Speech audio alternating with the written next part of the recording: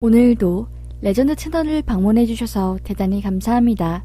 시원통쾌 감동 눈물 레전드 사연 바로 시작하겠습니다. 안녕하세요. 저는 딸과 아들을 결혼시키고 전업주부의 삶을 살고 있는 한 아줌마입니다. 첫째 딸은 간호사이고 막내 아들은 경영학과를 졸업해 사업을 하고 있어요. 둘 다 결혼 정년기에 짝을 만났고 참 알콩달콩 잘 사는 듯 했습니다. 특히나 사위 덕분에 저희 집안이 참 분위기가 좋았습니다. 사위는 딸과 같은 병원에서 일했던 의사였어요. 처음에 결혼을 허락받으러 올 때 저와 애 아빠한테 그러더라고요. 저 지연이랑 정말 알콩달콩 잘 살 거예요. 믿고 맡겨주세요. 정말 저 자신 있습니다. 장모님 장인어른께 최선을 다할 겁니다. 라고 말하는데 긴장이 된 나머지 손을 벌벌 떠는 게 느껴지더라고요. 땀은 홍수나듯이 줄줄 흐르고 그 모습을 본 애아빠는 웃음을 참지 못하고 자네 우리가 그렇게 어려운가? 어렵게 생각하지 말게나. 땀 좀 닦고 그만 떨게나. 보는 우리가 다 불안해서 안 되겠네. 우리는 어려운 사람이 아니네. 딸이 선택한 남자이니 딸을 믿는 부모로서 의심 없이 자네를 받아들일 거니 걱정 말게나. 하하 하면서 분위기를 풀었고 그렇게 사위는 저희 사람이 되었어요. 그런데 딸이 시집가고 나서 딱 6개월 되던 째 애 아빠가 뇌졸중으로 쓰러졌습니다. 건설 회사를 운영하고 큰 돈을 벌었던 남편은 1년 전 모든 걸 정리하고 은퇴한 뒤 편안한 삶을 보내고 있었어요. 젊을 때 그렇게 열심히 살고 정말 잘 때도 항상 긴장하고 발을 딱 세우고 잘 정도로 마음에 안식이 없었어요. 그런 남편이 휴식하게 된 지 1년도 채 안 되었는데 쓰러지니 얼마나 제 마음이 썩어 문드러졌겠습니까? 뇌졸중으로 마비가 온 남편은 숟가락 하나 못 들고 언어장애가 와서 말도 못할 정도였어요. 계속 누워있으면 욕창이 생기니 수시로 몸을 뒤집어 닦아주고 대변도 치워야 하는데 그 힘든 일을 감당하는 것은 보통 일이 아니었습니다. 그런데 사위가 두 팔 벗고 나서더라고요. 어머님, 제가 하루 종일 장인어른 옆에 있을 수는 없지만 병원 끝나고 저녁엔 제가 장인어른 책임지겠습니다. 그 시간만이라도 어머님은 쉬고 계세요. 안 그래도 될세. 자네 하루 종일 일하고 또 장인어른 욕창 닦고 수발 들면 얼마나 힘들겠나. 그러지 않아도 충분히 자네 마음 안에. 라고 하자 사위는 웃으며 단호하게 말하더라고요. 어머님, 이런 거 하나도 안 힘들어요. 의사들은 인턴할 때 환자들 대변 이런 거 맨날 치웠고 해서 저희한테는 오히려 쉬운 일 중 하나입니다. 미안해하실 필요도 없어요. 아버지 일찍 여인 저희에게 친아버지처럼 대해주시고 무엇보다 이젠 저도 가족이잖아요. 가족 일이니까 당연한 거죠 하면서 나중에 정말 울컥하는 모습을 보니 참 고맙고 대견하고 미안할 뿐이었습니다. 그렇게 사위는 장인어른을 매일 2시간씩 보며 챙겨드렸어요. 그런 사위 덕에 마지막에는 인지 능력이 많이 돌아와 어눌하지만 말을 할 수 있게 되었죠. 그런데 한순간에 상태가 급격하게 안 좋아지기 시작하더니 마음이 준비를 해야 할 때가 왔습니다. 그때 남편이 남긴 말이 아직도 기억에서 잊혀지지 않아요. 사위한테 잘해주라고, 미안하다고 하면서 아들처럼 아꼈던 남편의 모습에서 복잡한 감정을 느낄 수 있었죠. 그렇게 남편은 세상을 떠났고 저희 가족은 큰 슬픔에 빠졌지만 똘똘 뭉쳐 이겨냈어요. 사위는 원래 남편이 아프기 한참 전 개원을 하려고 준비하고 있었어요. 그러다 남편이 쓰러지자 개원을 미룬 사위는 집안이 어느 정도 안정된 후 다시 개원 준비를 하더라고요. 내과 의사였던 사위인 같은 대학교 출신 동기들과 함께 큰 내과병원, 건강검진도 함께 할 수 있는 규모의 병원을 차리려고 준비했습니다. 노른자 땅에 많은 기계들이 들어가야 했기에 병원 준비 비용만 억 단위가 넘어갔어요. 정말 망하면 답도 없는 상황이었죠. 그런데 그때 문제가 터진 겁니다. 병원 계약 일주일 전 잔금을 치러야 하는데 동업자 3명 중 2명이 도망갔고 나머지 잔금과 돈을 사위가 전부 부담해야 했던 상황이었어요. 돈 문제로 눈앞이 캄캄한 사위한테 저는 말했죠. 자네 걱정하지 말게. 장인 앞으로 나온 돈이랑 이것저것 보태서 개원에 보탤 테니 안 좋은 생각하지 말고 자네는 환자 생각만 하세. 라고 하며 큰 돈을 건넸습니다. 아들도 매형 돕겠다고 자기 사업 자금 중 일부를 보내줬고요. 사위가 집에 참 잘해서 저도 아들도 사위를 도와주는데 거리낌이 없었습니다. 사위가 도움을 요청하지 않았는데도 가족 모두가 팔을 거두고 도와주니 사위는 결국 저희 앞에서 눈물을 펑펑 쏟더라고요. 정말 감사합니다, 어머님. 그리고 처남 꼭 갚을 거고 정말 나 열심히 일할 거야. 어머님 절대 잊지 않고 꼭 저 빚 다 갚고 성공해서 가장 먼저 어머님 기쁘게 해드릴게요. 조금만 기다려주세요. 하며 오는데 마음이 어찌나 안쓰러웠는지요. 걱정되는 건 그뿐이었어요. 사위가 마음이 참 여린데 사업을 시작하면 버틸 수 있을까 싶대요. 인건비를 아끼기 위해 딸도 잘 다니고 있던 대학병원을 그만두고 남편의 개원병원에 들어가 일을 하기 시작했습니다. 둘이 빚 갚는다고 점심에 도시락 싸워서 밥 먹고 주말도 없이 일하는 것을 보니 안쓰러웠습니다.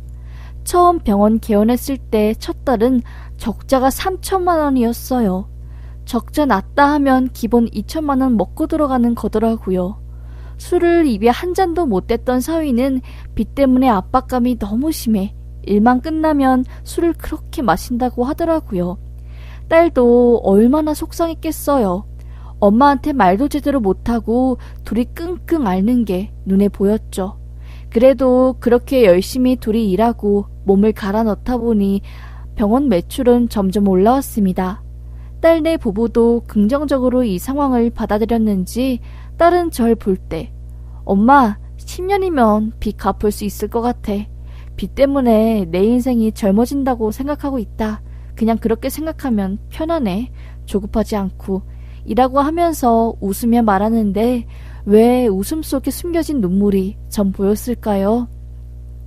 그래도 이젠 적자가 아니라고 손님들도 꽤 온다고 하니 한숨 돌렸습니다. 그렇게 좀 잘 되는 줄 알았어요. 그런데 병원이 정말 쫄딱 망하게 된 일이 터진 겁니다. 확진자가 사위네 병원에 들렸고 그때 한참 확진자 발생하면 신문 기사에 어디서 발견됐고 여기 들린 사람 다 검사받으라 역학조사하고 지금보다 심하게 난리가 났었는데 하필 그때 사위네 병원이 터져서 정말 그 후 손님이 하루에 단 한 명도 없을 때도 있었습니다. 그 후에 버티면 되겠지 하며 사위는 어떻게든 버티다가 적자 났다 하면 달에 수천만 원이니 순식간에 빚이 심하게 늘어났고 결국 폐원을 해야겠다고 선언하더라고요. 심각한 표정을 한 상태의 사위는 저와 아들 앞에서 무릎 꿇고 병원 접어야 할 것 같습니다. 어머님이랑 처남 생각해서 버텨보려고 했는데 도저히 안 될 것 같아요. 희망이 없어요. 죄송해요. 싹 다 접고 기계 처분할 건 하고 로컬 병원 페이닥터로 들어가서 빚 갚으며 욕심 안 내고 살아야 할 것 같아요. 지연이는 저 돕는다고 대학병원도 나왔는데 너무 미안해서 너무너무 미안해서 하면서 펑펑 울더라고요. 다 큰 성인 남자가 처가에 와서 그렇게 펑펑 울 정도면 속은 말이 아닌 거죠. 처남 앞에서 자존심도 있을 테고 얼마나 속상했겠어요. 제가 무슨 말을 해도 위로가 되지 않을 걸 알기에 그저 괜찮다고 하며 등을 두들겼고 아들 또한 매형이 급하게 생각하지 마시고 돈 안 갚아도 되니까 마음 편하게 계시라고 우리한테 미안해하지 말라고 하며 말을 하더라고요. 그렇게 사위는 병원을 접고 로컬 병원 페이닥터로 들어갔고 딸도 다행히 일자리를 찾아 다시 일을 시작했고요. 사위와 딸한테 신경을 하도 많이 쓰다 보니 저도 덩달아 지쳤고 몸이 안 좋아지는 것 같더라고요. 그러던 도중 건강검진을 받았는데 자궁에 용종이 있다고 하더라고요. 깜짝 놀랬죠. 어떻게 해야 하나 발을 동동 굴렸는데 수면 마취로 제거할 수 있고 떼면서 조직 검사해야 하고 재발이 잘 되기에 그냥 제거하는 게 낫다고 하더라고요. 심란한 마음으로 수술 날짜를 잡겠다고 한 뒤 집에 돌아와 딸에게 말했죠. 딸에게 말하니 너무 걱정 말고 그 수술 당일날 바로 퇴원할 수 있는 거라고, 그러니까 우려하지 말라고 저를 달래더라고요. 괜히 몸에 용종이 있다고 하니까 내가 늙긴 늙었구나 싶기도 하고 유난히 먼저 하늘에 간 남편이 그리워지는 겁니다. 별것도 아닌데 내가 왜 이러지 싶더라고요. 그렇게 혼자 수술 받으러 가려고 마음을 다 먹었는데 사위가 연락이 오더라고요. 어머님, 자궁에 용종 발견됐다고 들었는데 저랑 같이 병원 가셔요. 저 동문병원 가서 수술 받으시면 할인되기도 하고 다음 주 수요일날 저희 병원 휴원이라 그때 같이 가서 수술 받고 제가 맛있는 음식 사드릴게요 하더군요. 아이고, 사위가 장모 우울해하는 거 어찌 알고 의사인 자기가 챙겨주겠다고 먼저 말을 하는 모습을 보니 참 마음이 따뜻해지더군요. 그렇게 저는 사위와 함께 병원에 가서 수술을 받으러 갔어요. 확실히 사위가 공부하고 일했던 병원이라 특별히 신경 써서 저를 봐주는 게 느껴졌지요. 무엇보다 혼자 가는 게 아니라 의사 사위와 같이 가니 참 든든하더라고요. 저는 사위에게 고맙고 든든한 마음에 기분이 좋았는데 사위는 병원을 들어가면서 갑자기 저한테 그러더라고요. 어머님, 그냥 개원하지 말고 박사과정 끝내고 교수 자리나 할 걸 그랬어요. 같이 일했던 동기들은 여기서 전문의하고 박사과정까지 밟고 잘 사는데 개원 한번 잘못했다가 10억이 넘는 빚에 괜히 어머님한테 죄송스럽네요. 라고 하면서 기가 주고 고개를 푹 숙이는데 전 말했죠. 자네 왜 기죽어서 고개를 푹 숙이는가? 병원 망한 게 자네 탓인가? 자네 동업자들이 무섭다고 도망갔을 때 자네는 피하지 않고 상황을 정면 돌파하고 끝까지 책임지지 않았는가? 그거 자체로도 대단한 거고 자네는 충분히 최선을 다했네. 그러니 절대 자책하지 말고 허리 펴고 당당하게 지내세. 하며 등을 툭툭 두들겨 주었지요. 유난히 그날따라 사위가 절 보는 눈빛이 애처로웠어요. 뭔가 할 말이 있는데 못하고 자꾸 주변을 맴도는 아이처럼 안절부절해 보이더라고요. 정말 왜 그러지 생각하다가 시간이 되어 수면 마취를 하고 저는 용종을 제거하러 들어갔죠. 어떻게 수술했는지도 모를 만큼 순식간에 지나갔고 저는 수면 마취제에 취해 있었어요. 그런데 그때 제가 꿈을 꿨는데 꿈 내용이 참 이상하더라고요. 눈에 눈물을 그렁거리는 사위가 제가 누워있는 병실로 들어와 제 앞에서 얼굴을 숙인 채 펑펑 울다가 주섬주섬 주머니에서 두꺼워 보이는 봉투 같은 걸 꺼내더니 제 병원복 안쪽에 넣고 쓸쓸하게 걸어나가는 꿈을 꾼 거예요. 꿈이라길랜 너무 생생했고 정말 이상한 기분이 들었습니다. 잠에서 일어나려는 순간 몸이 말을 듣지 않더라고요. 내가 왜 이러지? 하며 몸을 움직이려고 막 비틀고 소리를 낼 때 갑자기 일어나셨어요? 몸 좀 괜찮으세요? 아직 마취 덜 깼으니까 움직이지 마시고 누워 계세요. 넘어질 수 있으니까요. 라는 간호사의 목소리가 들리며 제가 눈을 떴어요. 주위를 둘러보니 사위는 없었습니다. 그때 몸을 일으켜 세우려는데 주머니에서 두툼한 무언가가 느껴지는 겁니다. 깜짝 놀란 저는 주머니에서 그것을 꺼냈고 순간 온몸에 소름이 돋았어요. 내가 꾼 게 꿈이 아닌가 싶었고 그 봉투를 열어보았습니다. 그 안에는 수표로 돈이 꽉 채워져 있었고 A4 용지 한 장의 편지가 들어있었어요. 내용은 다음과 같았습니다. 어머니 너무 죄송합니다. 장인 장모님께 지연이 행복하게 해주겠다고 약속하고 그렇게 결혼했는데 못난 제가 주제 파악도 못하고 일을 크게 벌였다가 빚만 10억이 넘게 지고 안정적인 삶을 살았던 지연이에게 시련을 안겨준 것 같아서 마음이 너무 아파 도저히 견딜 수 없을 것 같아요. 병원 차리고 안정되면 지연이랑 아이 낳고 알콩달콩 살고 처남매랑 장모님께도 자랑스럽고 멋진 사위가 되려고 했는데 이젠 희망이 없는 것 같아요.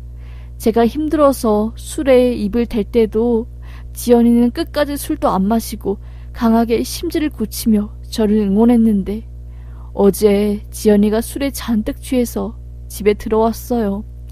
처음 본 지연이의 술 취한 모습이었기 때문에 걱정스러웠는데 지연이가 술에 취해서 그러더라고요. 오빠 나 힘들다고, 힘들어서 죽을 것 같다고, 이제 괜찮은 척도 못할 것 같다고 하며 어린 아이처럼 우는데 그때 생각이 들더라고요. 내가 죽어야겠다.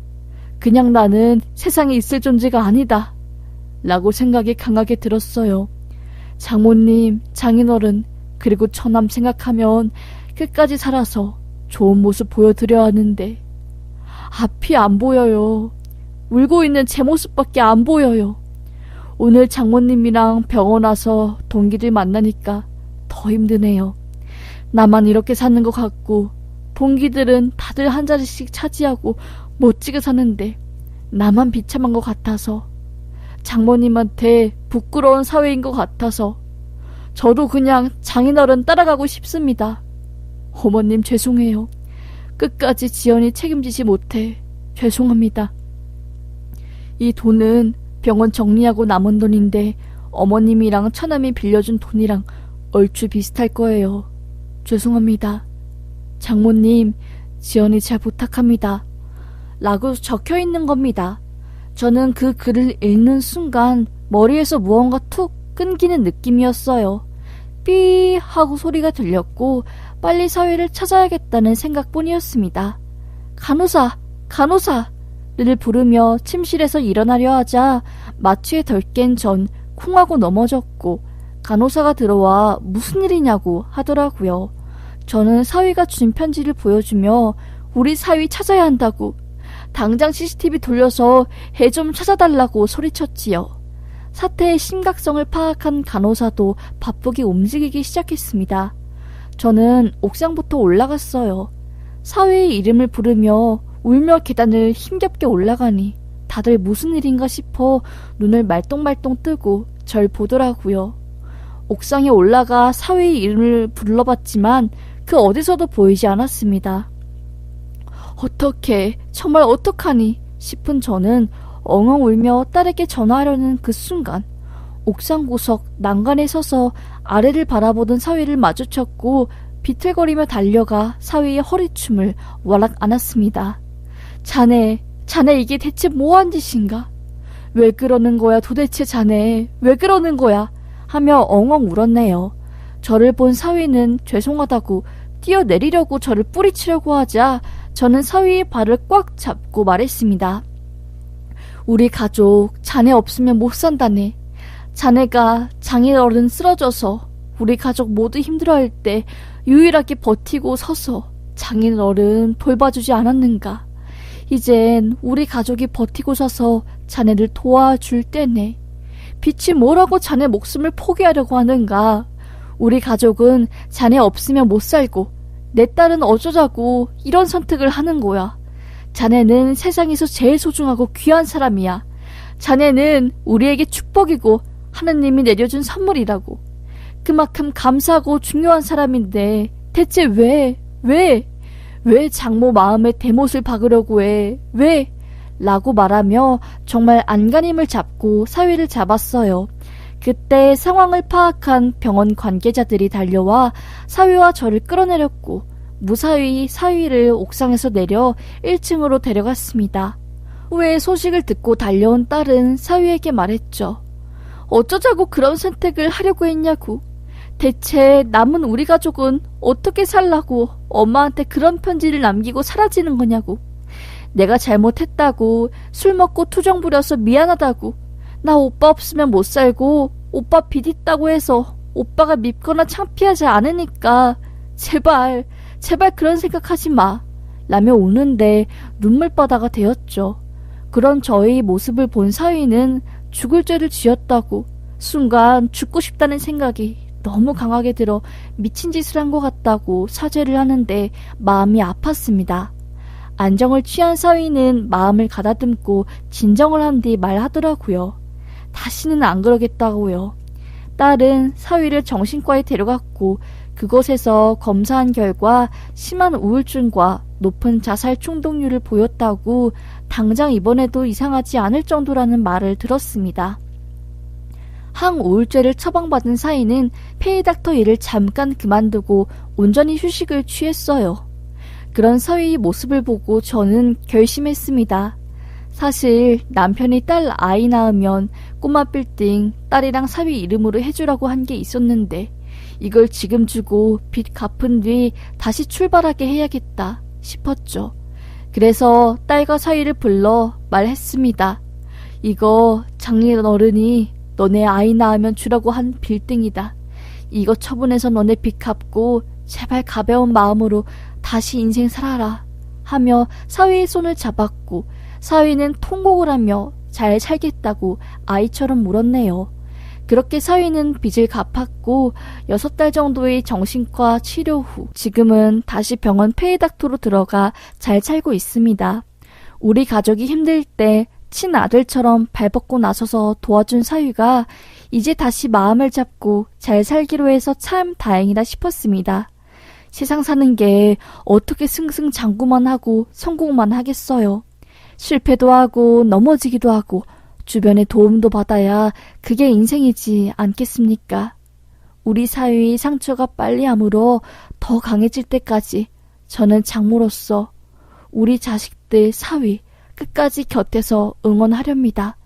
힘들더라도 포기하지 말고 살다 보면 분명히 그땐 그랬지 하는 날이 올 거라고 믿어요. 사연 들어주셔서 감사합니다.